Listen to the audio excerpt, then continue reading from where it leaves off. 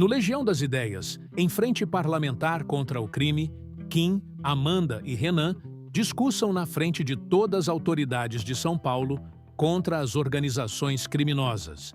Vamos conferir. Eu quero reforçar aqui para vocês a importância desse enfrentamento que nós estamos fazendo, né? Como o secretário Orlando colocou, a cidade de São Paulo e o estado de São Paulo é uma cidade, é um estado que prende.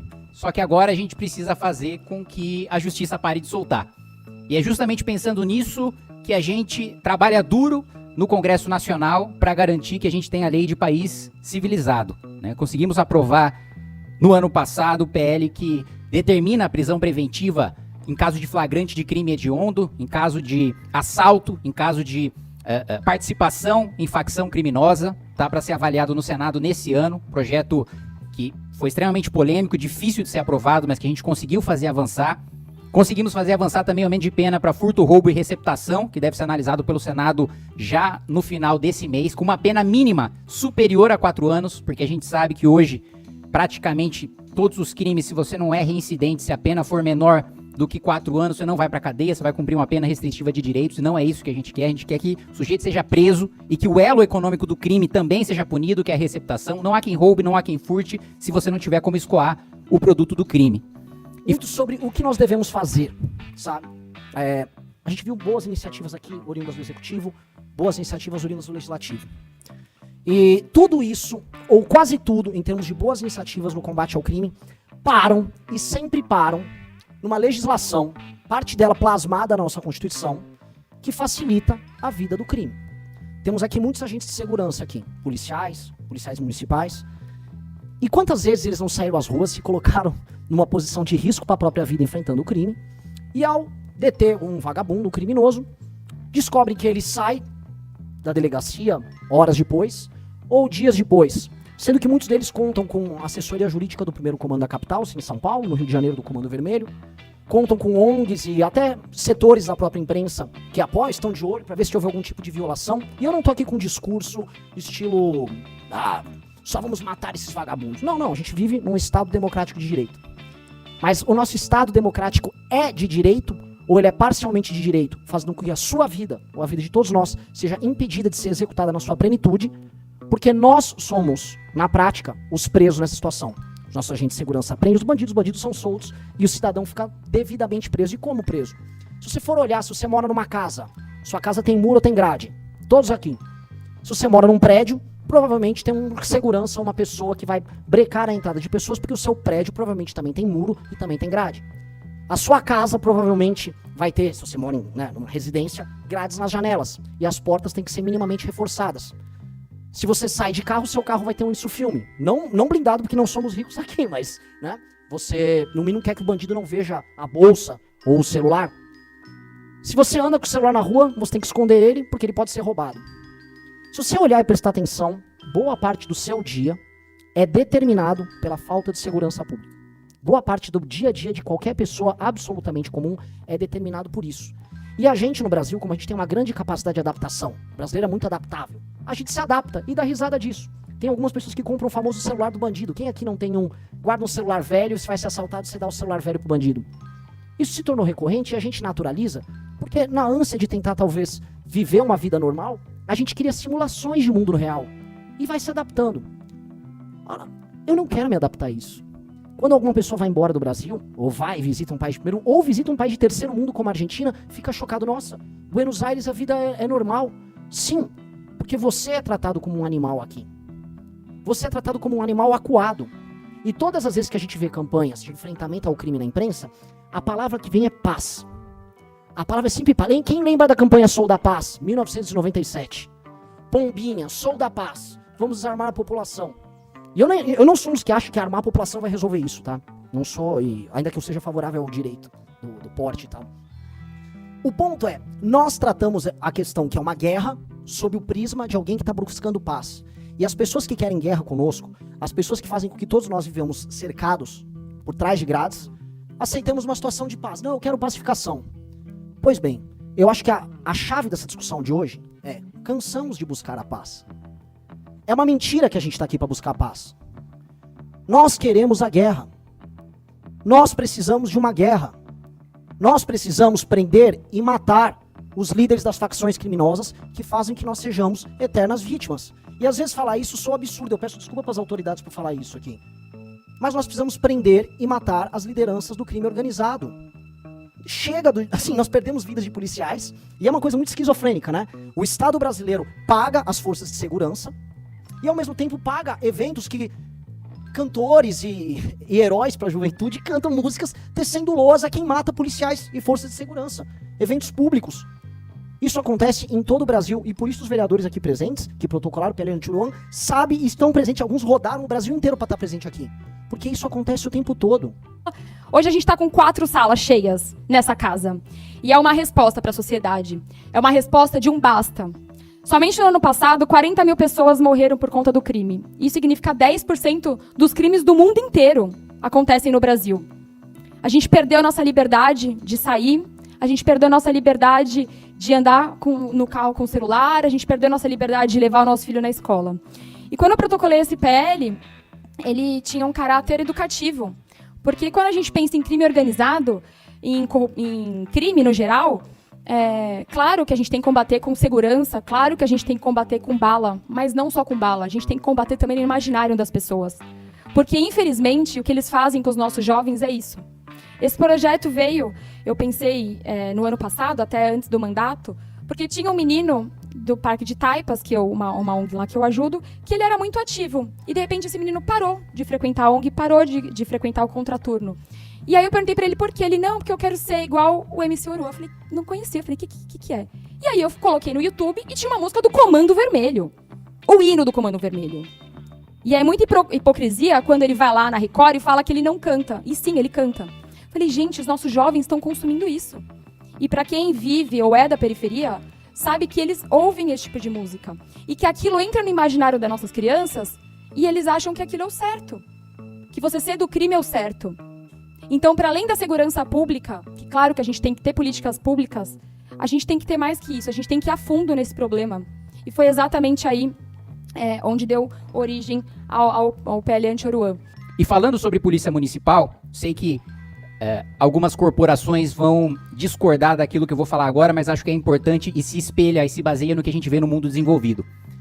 Não só, prefeito, eu acredito que a nossa polícia municipal tenha que ter, primeiro, o direito de ser chamado de polícia municipal, porque é o que é, né? É um absurdo, é uma bizarrice que cortes superiores de justiça do nosso país tenham uma preocupação tão mesquinha quanto de impedir que a polícia municipal seja chamada de polícia municipal. E uma coisa que, às vezes, algumas pessoas podem achar besteira, mas tem um estudo excelente que eu recomendo, aliás, do Instituto Unisp, que mostra do efeito moral de você alterar o nome de corporações que tratam e que cuidam da segurança pública.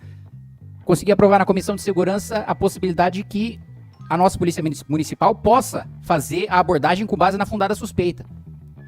Inclusive em São Bernardo, secretário Orlando, eu escutei um relato da guarda me dizendo da apreensão de 200 quilos de cocaína. Né? O sujeito foi condenado em primeira instância por tráfico, condenado em segunda instância por tráfico, o STJ soltou porque disse que a Guarda Municipal não pode abordar com base na fundada suspeita. Aí o sujeito está solto, no final das contas o que a gente vê de realidade do nosso país é a vítima ficando mais tempo na delegacia do que aquele que foi preso em flagrante.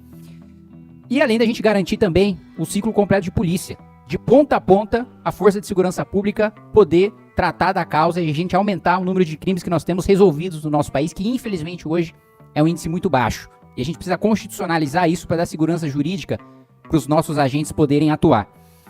E aí, nós vemos aquelas discussões completamente vazias. Surge, sei lá, uma Tabata Amaral. Precisamos de inteligência. Ora, temos inteligência. O Smart Sampa é inteligência.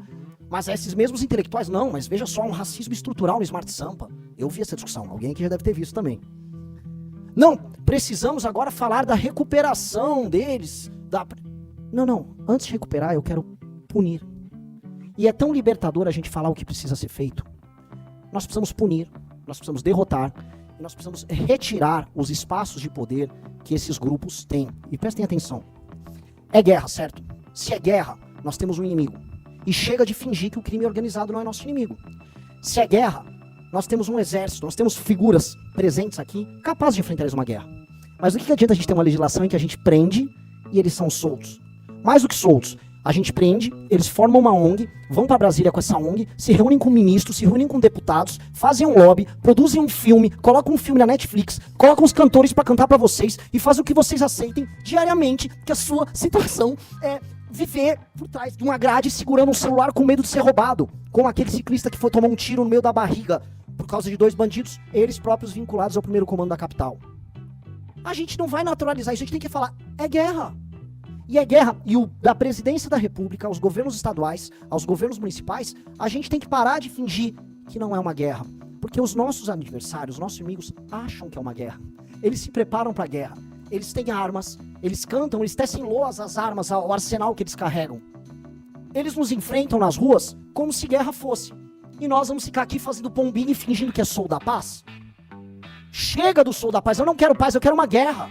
Eu acho que todo mundo aqui, dos vereadores presentes, até as autoridades presentes, que eventualmente, né, por questões, né, a gente sabe a perseguição que as autoridades sofrem ao defender o que precisa ser defendido. Todo mundo sabe que é isso.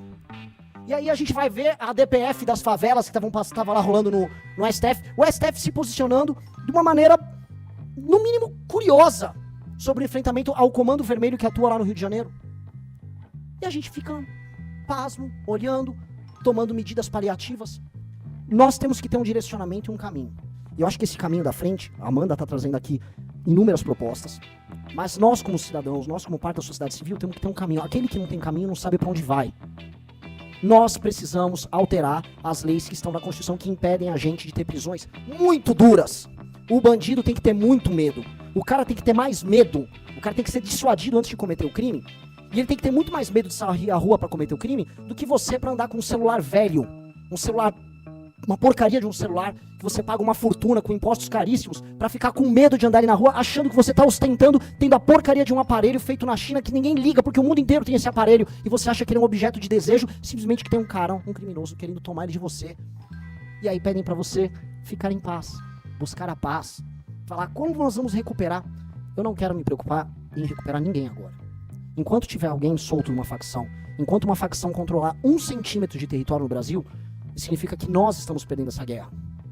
E isso nós temos que propor para nós enquanto geração. Qual é o papel da nossa geração? Aceitar ficar na paz, sendo dominado por esses caras, ou aceitar definitivamente ir para a guerra?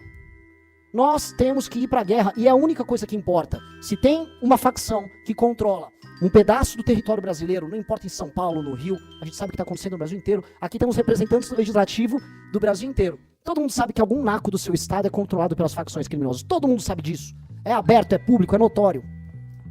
Enquanto nós ficamos fingindo que isso não é um problema e que nós somos reféns no nosso suposto estado, a gente vai ficar se iludindo, vivendo com aquelas casas, com aquelas grades, com até a barriga pro carro entrar, pro carro caber na garagem, né?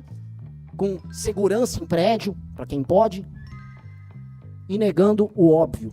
Nós somos um bando de refém. Eu prefiro ser um refém que luta para não ser escravo do que acordar e correr o risco como a Amanda tá correndo e declarar guerra a esses caras. Com eles ameaçando você, mandando mensagens de morte, afirmando que você tem que desistir, que vai te matar, que no caso dela por ser mulher, e as mulheres sempre, aliás, as mulheres que estão aqui presentes são muito corajosas, porque elas sempre sofrem ameaças muito mais duras do que nós homens, mas muito mais duras. E é isso. Ou a gente declara guerra como ela está declarando, ou a gente vai ficar na fingição. Eu não aguento mais fingir. A gente tá montando, eu não vou fazer propaganda de nada. A gente tá montando um partido político de nome e missão simplesmente para isso. A gente tá falando de Brasília, a gente tá falando de legislativo e a gente tá falando de executivo também. Porque o que depender do executivo, do nosso presidente da República, é ladeira abaixo. Realmente, quem deveria estar pensando nisso era o Lula, era o ministro Lewandowski. Mas o que eles fizeram nesse tempo todo? Fizeram alguma coisa? Fizeram. Estão enfraquecendo as leis penais. Saidinha liberado, né? Vamos aumentar a saidinha. Vamos tirar a revista, né, dos presídios, porque imagina, ninguém leva droga, ninguém leva celular pro presídio. Então vamos tirar, né? Acho que não tem necessidade o Brasil está um país muito livre. Hoje é um passo inicial e, né, aí você é um pouco bairrista, que aconteceu aqui na cidade de São Paulo. É um passo para exportação, assim como o Smart Sampa é um produto de exportação, que a nossa frente também seja um produto de exportação para todas as outras câmaras. Saibam que vocês não estão sozinhos, que não estamos sozinhos, que o combate ele é árduo e que ele tem que estar em todas as esferas. O PL Anti-Oruan, que já é de conhecimento público. O PL contra a cultura do crime, né, que obriga o poder público a retirar os símbolos. PL sem honraria para criminoso, PL rabisco não é arte e um PLO de educação cívica. Porque eu peguei 3 pilares aqui, né, do combate à criminalidade. O cultural, o econômico e o estrutural. Então, no cultural tem esses PLs e um PLO. No combate econômico, o PL contra a invasão de propriedade, o PL anti-MST. E falando em MST, né, uma outra coisa também que o governo faz também é receber as ONGs que tem ligação com o Comando Vermelho, né? Isso é uma coisa que ele faz. E uma resposta já da nossa frente foi um evento que aconteceu aqui nessa sala hoje. Eu tava vindo pra Câmara e, pasmem, tinha lá um evento de 100 dias de mandato. Eu falei, nossa, eu não fui convidada para o evento de 100 dias de mandato? E comecei a assistir a atrocidade. E o evento vazio, né? Já mostra muito. Eu não sei se alguém aqui assistiu, mas o evento vazio. E tava aqui nesse evento o invasor Guilherme Boulos, que recebeu a dama do tráfico lá no gabinete dele. Não sou eu que tô falando, ele tá na imprensa. E esse mesma pessoa que recebeu a dama do tráfico estava aqui hoje falando mal do quê? Falando mal da segurança pública. Fizeram um evento aqui de última hora porque sabia do nosso evento. Aí à tarde também nunca vi esquerda. Aí fizeram também uma reunião aqui de droga. Né? Claro que eles querem liberar droga. Claro que eles querem. Exatamente. Então, a nossa frente ela já começou a dar frutos antes dela começar. Hoje já começou a esquerda a ficar nervosa. Significa que a gente está no caminho certo. Seguindo aqui, o PL anti-MST, PL contra a clandestinidade dos fios. Também fizemos juntas. PL contra flanelinhas. A gente sabe, né, as grandes cidades, elas passam por isso. Incentivo à polícia municipal, com algumas gratificações para a polícia. E no pilar de combate estrutural, a frente contra o crime, que a gente começou hoje. O PL anti-estuprador. A Comissão de Segurança Pública, para que ela se torne permanente. Né? Hoje ela não é permanente, e a Segurança Pública ela tem que ser uma comissão nessa casa permanente. Um PL de indenização para policiais municipais processados injustamente, exatamente o que o prefeito também trouxe. E o PL de indenização de policiais municipais tombados em combate. E um PL de internação compulsória municipal.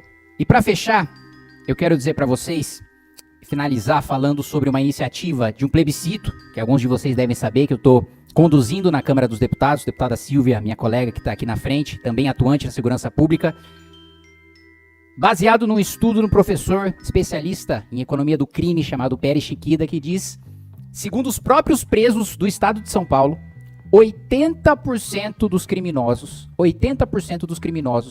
do estado de São Paulo dizem, eles próprios, que não cometeriam crime se houvesse pena de morte ou prisão perpétua. Aí nós temos um problema pequeno no meio do caminho.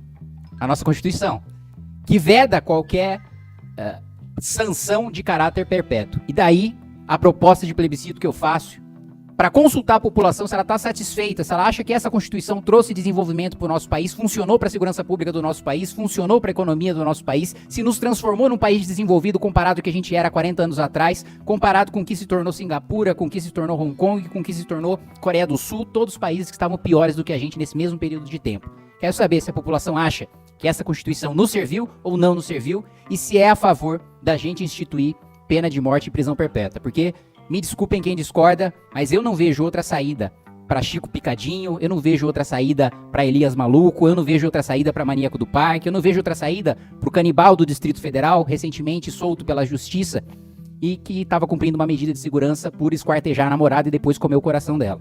Então é esse tipo de crime grotesco que a gente visa combater e que a gente tem uma atuação forte no Legislativo, vocês podem sempre contar conosco, e sem dúvida nenhuma, eu digo para vocês, sem medo de errar, a mais corajosa de nós é a Amanda.